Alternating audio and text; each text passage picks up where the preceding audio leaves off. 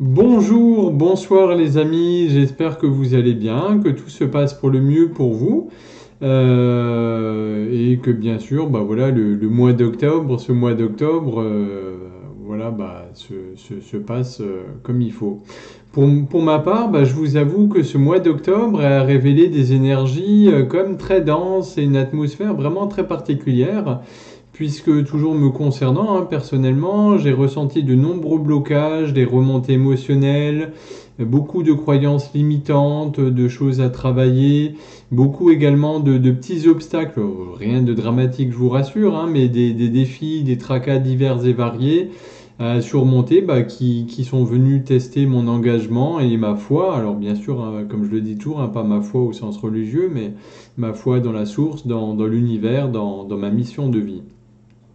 Donc aujourd'hui, je viens justement vous parler de cette merveilleuse nouvelle lune qui va se lever ce mardi 25 octobre à 12h48, heure de Paris, bien entendu. Hein, pour celles et ceux qui me regardent, qui sont dans d'autres pays, il faudra regarder sur Internet un petit peu les correspondances horaires.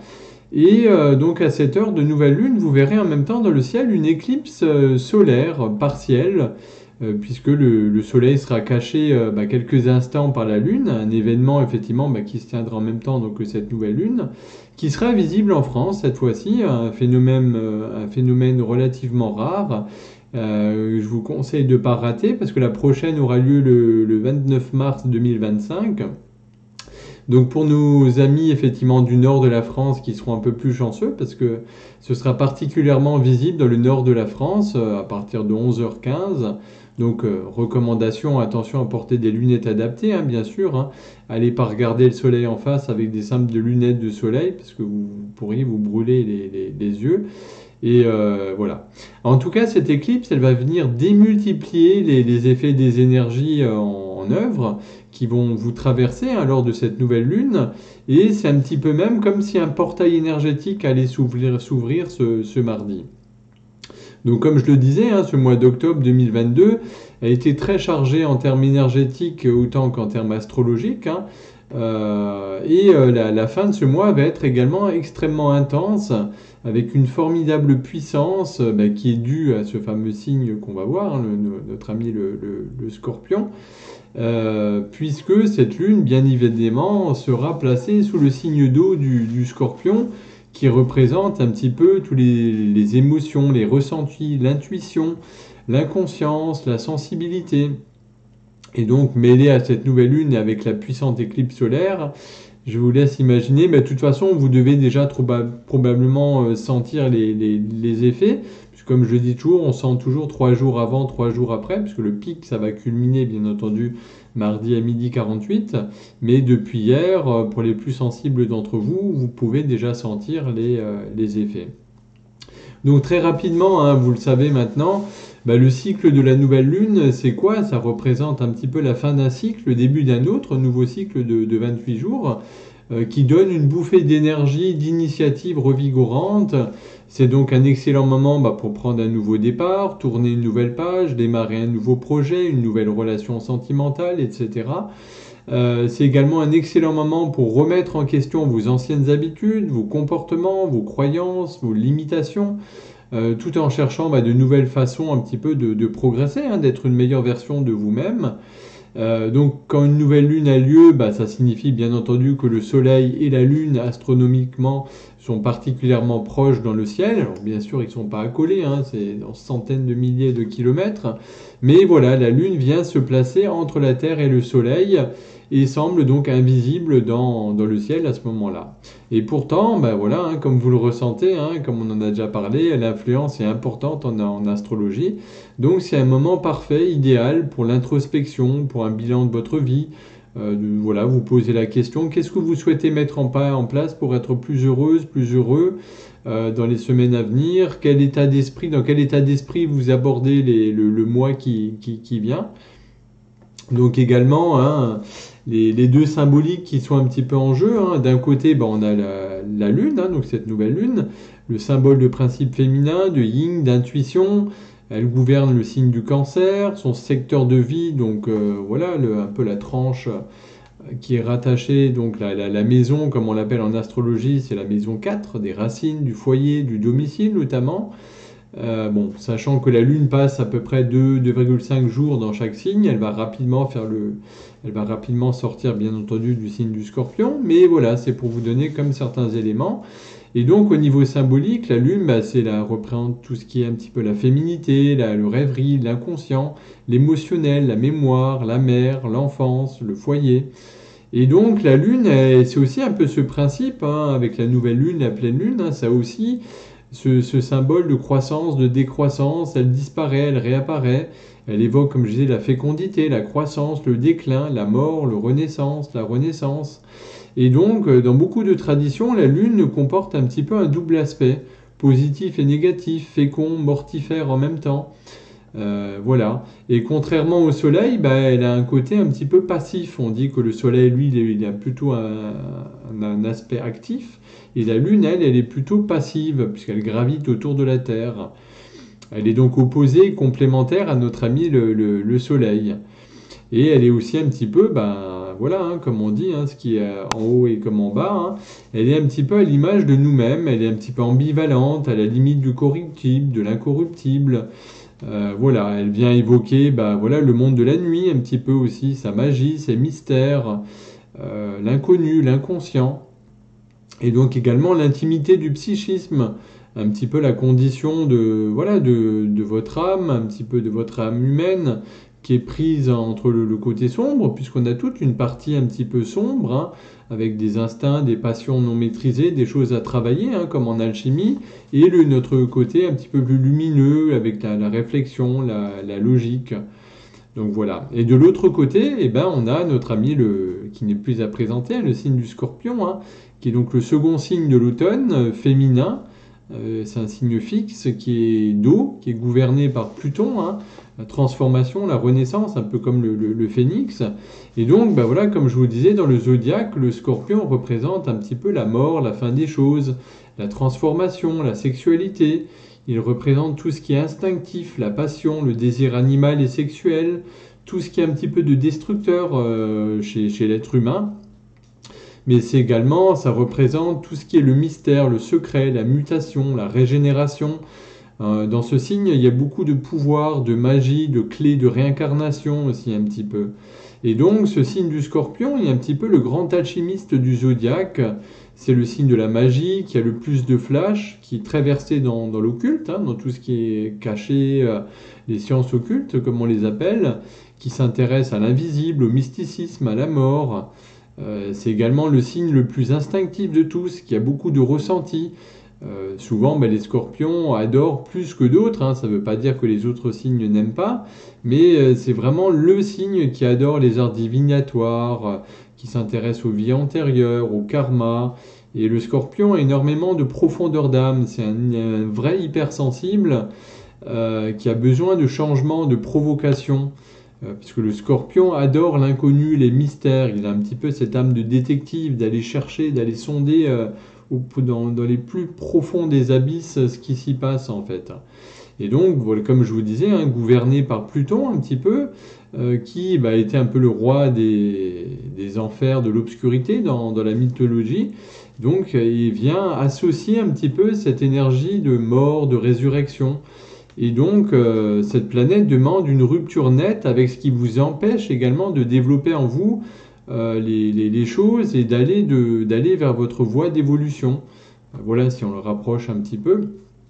Et donc, cette nouvelle lune en Scorpion, puisque maintenant on en revient, maintenant que je vous ai présenté un petit peu les deux pôles, les deux énergies en présence principale, donc cette nouvelle lune en Scorpion va avoir la particularité de se produire au moment où les deux luminaires, donc le Soleil et la Lune, vont avoir ce qu'on appelle en astrologie des aspects tendus avec Pluton, c'est-à-dire que comme voilà, hein, chacun d'entre nous, il y a des personnes avec qui on s'entend bien et des personnes avec qui on s'entend moins bien, ou c'est plus frictionnel. C'est la même chose entre les planètes, hein. Il y a des choses, des fois ça se passe bien, et des fois c'est un peu plus touchy. Donc voilà, ça va ajouter un petit peu une dose de drame à cette atmosphère déjà bien chargée. Et donc cette lunaison va vous impliquer de vous enfoncer dans une certaine obscurité, entre guillemets, pour vraiment aller chercher au fond de vous ce que vous voulez pas voir. Et donc, à chercher consciemment ou inconsciemment un petit peu à lever le voile hein, sur vos comportements, sur vos habitudes, les personnes qui vous retiennent ou qui vous blessent. Et donc pendant ces jours-ci, voilà, de forte énergie, et je vous conseille de prêter fortement attention à vos rêves que vous pouvez faire lorsque vous dormez, hein, parce qu'ils pourraient contenir certaines réponses clés pour comprendre un petit peu vos désirs ou vos peurs inconscientes. Donc voilà, les deux, cette nouvelle lune va intervenir pendant une première éclipse, hein, puisqu'elle ouvre également ce qu'on appelle en astrologie la saison des éclipses, puisqu'après il y a différentes éclipses qui vont voir le jour. Donc la première, ce sera ce mardi, 25 octobre, et la seconde sera une éclipse lunaire qui aura lieu le 8 novembre pendant la pleine lune du Taureau. Et donc, il faut savoir que les éclipses sont généralement également des catalyseurs qui vous aident à tirer des conclusions. Donc, il est important pour vous également de mener une phase d'introspection un petit peu, hein, de tourner votre regard vers vous-même à l'intérieur, parce que pendant cette période, vous allez pouvoir vivre peut-être des moments de grande instabilité, d'angoisse, puisque voilà, il y a une concentration maximale d'énergie qui arrive. Et voilà, ça va vous aider également à chercher à reconnaître peut-être un petit peu vos parts d'ombre, à laisser mourir ce qui vous sert plus un petit peu, pour faire place un petit peu au renouveau. Donc voilà, comme je vous disais, hein, effectivement, on va rentrer dans cette fameuse saison des éclipses, hein, et donc de travailler avec cette énergie puissante et magique du Scorpion. Et donc c'est aussi par ricochet un petit peu comprendre un petit peu votre attrait pour les ombres, pour les mystères, pour votre part secrète un petit peu, qui n'est pas forcément toujours très, très reluisante, mais on en a toutes, hein, une, moi le premier, et il faut travailler dessus, un peu comme en alchimie, hein, pour arriver justement à enlever un petit peu les scories. Voilà.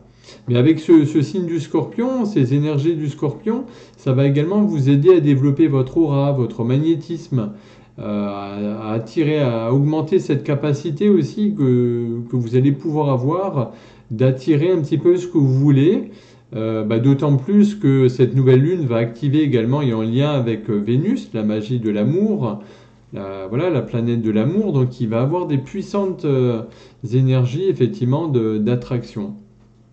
Et donc au moment de ces éclipses, c'est comme s'il y avait un petit peu des couloirs du temps qui s'ouvraient, voilà, dans l'invisible, bien sûr, hein, et vous allez rentrer dans le monde du tout possible.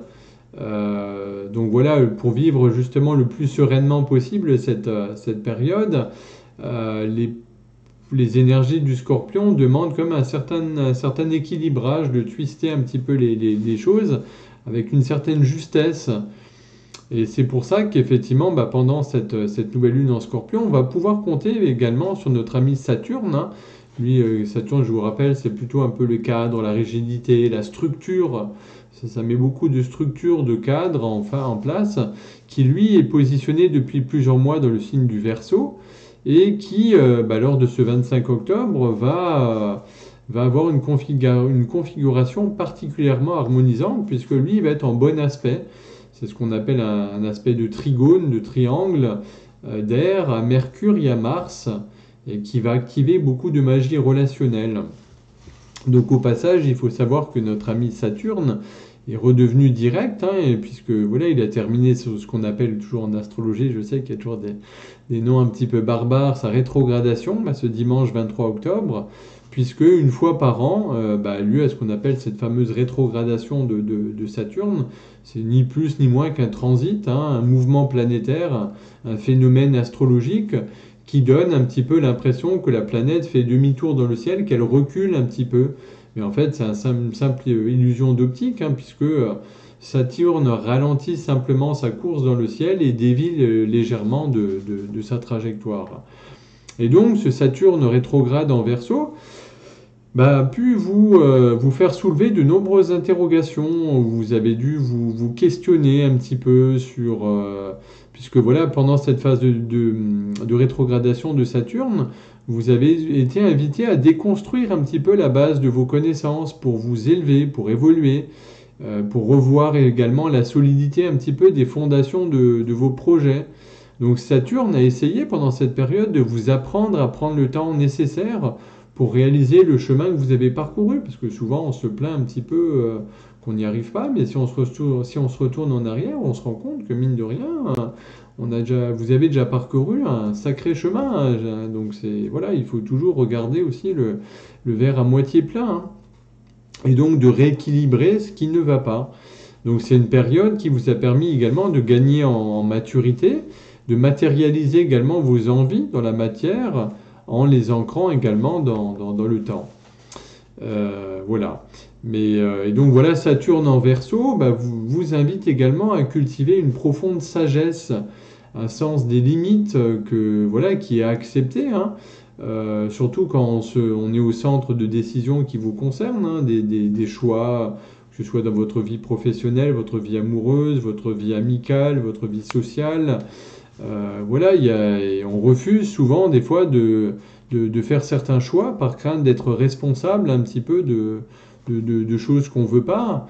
Et donc vous préférez parfois, des fois, laisser vos désirs, vos envies au placard et laisser un petit peu le destin, l'univers, la vie prendre d'autres décisions à votre place plutôt que de vous positionner. Voilà, alors qu'en fait, ça demande à se positionner, à vraiment exprimer ce que vous avez envie au cœur même de vous-même, en fait, hein. Et donc voilà, on a également notre ami Mars, hein, planète du dynamisme, de l'énergie, des pulsions dans le signe du Gémeaux, qui va vous inviter à entrer en dialogue avec vous-même d'abord, hein, également de conversation peut-être avec des amis, avec des proches, qui vous donneront l'occasion un peu de croiser certains points de vue et de répondre un petit peu à cette question fondamentale pour moi, mais qu'est-ce que vous voulez vraiment, vous, au fond de vous? Et avec cette légèreté un petit peu du signe d'air, ça va être vraiment un atout pour vous permettre de répondre à ça.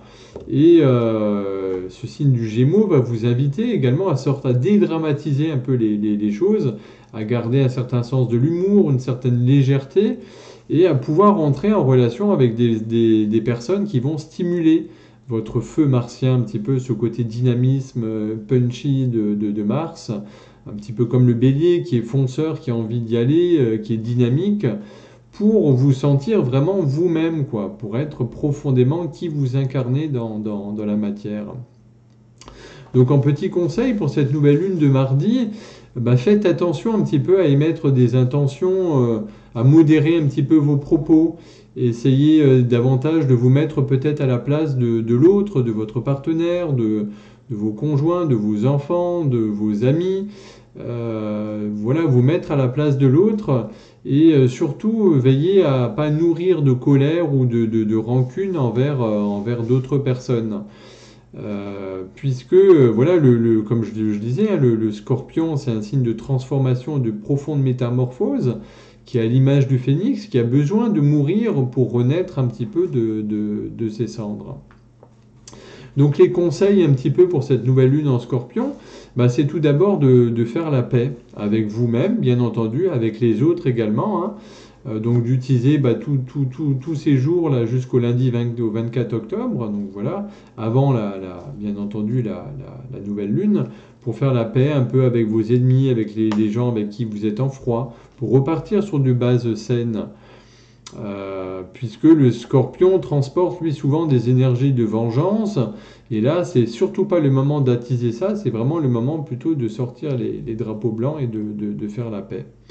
Donc c'est également d'ouvrir votre troisième œil, hein, d'ouvrir votre intuition, puisque ça va être une période particulièrement propice pour faire de la voyance. Il va y avoir des vibrations extraordinaires qui vont arriver, et les plus intuitives et intuitifs d'entre vous, en particulier les signes d'eau, les signes d'air, vont avoir des flashs importants, des rêves, des ressentis extrêmement puissants.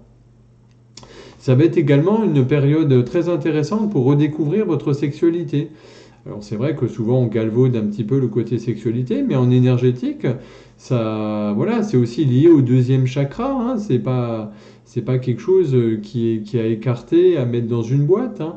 Et justement, avec Mars pour planète maîtresse, c'est un astre qui réagit à la guerre, l'énergie de vie, mais aussi le désir, le feu sacré qui brûle, puisque dans la Kundalini, dans l'éveil de la conscience, du feu, c'est quelque chose d'important aussi. Et le Scorpion, lui, a toujours besoin d'activité, d'action, de mouvement. Et dans le corps humain, ce deuxième signe d'eau représente également les organes sexuels. Et donc, durant cette nouvelle lune, vous allez pouvoir recevoir des énergies charnelles relativement importantes et vous aurez peut-être davantage envie de faire l'amour, d'avoir du plaisir, etc. avec votre partenaire. Donc, c'est également, cette nouvelle lune en Scorpion, un moment idéal pour formuler des vœux. Puisque, voilà, comme je vous disais au début de cette vidéo, c'est l'arrivée d'un nouveau cycle lunaire, ainsi qu'un nouveau cycle personnel. Donc une fois que le bilan a été fait, c'est le moment pour faire place un petit peu aux visualisations, aux vœux, pour créer la vie de vos rêves, de ce que vous voulez, de vous poser la question, quels domaines sont à privilégier pour vous. Donc surtout, restez quand vous faites des vœux également dans une belle ouverture de cœur, pour que ces vœux formulés soient puissants et soient alignés en fait. Ça va être également une super période pour mettre en avant les projets innovants et challengeants, puisque le Scorpion aime particulièrement redémarrer les choses, tout détruire pour mieux reconstruire, puisqu'une fois que le Scorpion a touché le fond, il va repartir encore mieux, un petit peu comme le phénix, comme on l'a vu tout à l'heure. Et donc, c'est un signe des extrêmes qui aime se surpasser, relever des défis importants. Donc, ce Scorpion adore les expériences nouvelles qui vont mettre un peu de piment dans la vie. Et donc, cette nouvelle lune en Scorpion va venir soutenir tous ces domaines, ces nouveaux challenges, ces nouveaux projets que vous pourriez effectivement voir évoluer et voir éclore.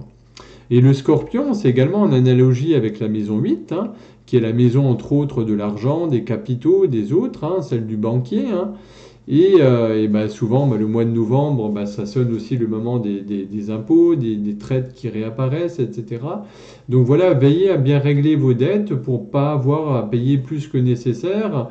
Et ça va être également une période propice pour tous les commerçants, les commerçantes, pour tous ceux qui sont dans le business, effectivement, et qui ont besoin justement de cette énergie de capitaux, d'affaires, de concrétiser en lien avec l'argent, qui est une énergie également.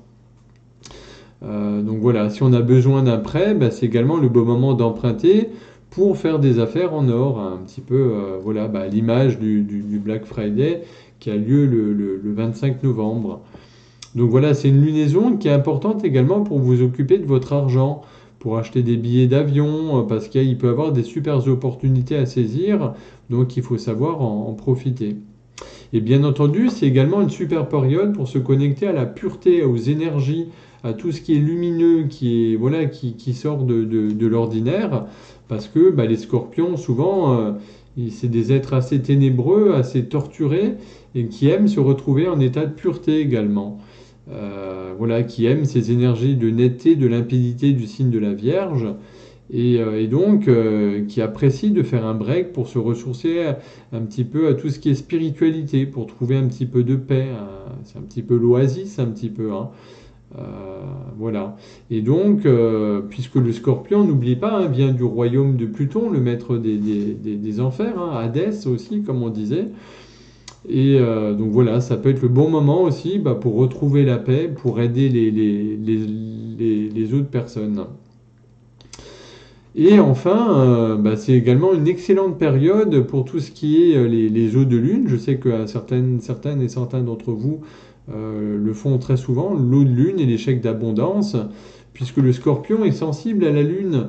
Et cette phase de la lunaison est donc idéale pour faire votre eau de lune, d'autant que l'éclipse, effectivement, qui va venir appuyer et soutenir ces énergies, va venir encore maximiser toutes les énergies et imprégner encore davantage votre eau lunaire d'ondes positives. Donc voilà, moi pour les chèques d'abondance, je laisse toujours passer au moins 24 heures les énergies de la nouvelle lune, donc je les fais à partir du mercredi. À partir du mercredi 26 octobre à 12h45, je laisse passer les 24 heures pour laisser passer le plus gros des énergies. Voilà ce que je pouvais vous dire un petit peu concernant cette nouvelle lune en Scorpion qui aura lieu ce mardi. Donc comme toujours, faites-moi part de vos commentaires, de vos remarques, j'y répondrai avec grand plaisir. Merci également pour tous vos likes, pour tous vos partages, pour tous vos messages que vous m'envoyez de soutien, d'encouragement. Ça fait chaud au cœur. Merci, merci. Je vous souhaite également une magnifique lunaison, un excellent début de semaine à toutes et à tous, sous ces auspices du Scorpion, de ces belles énergies d'éclipse également. Je vous embrasse en tous les cas. Je vous dis à très bientôt. Et surtout, prenez soin de vous et portez-vous bien.